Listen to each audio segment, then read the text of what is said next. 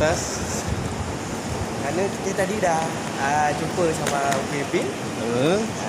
Juga dah jumpa.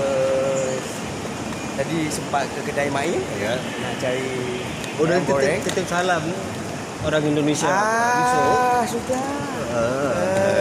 Saya sudah hantarkan salam seluruh orang Indonesia. Saya cakap bahawa orang Indonesia tu senang dengan Filipin, dengan Kak Ros, dengan Datuk. Pakaunya kan Datuk. Dia buatlah cara supaya saya boleh singgah kat Kuala Lumpur untuk bagi tahu tu. Sama budaya orang Malaysia sama Indonesia tak? Sama. Tak ada beza.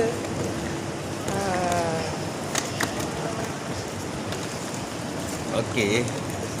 Ni dulu cukup. Nanti sambung lagi.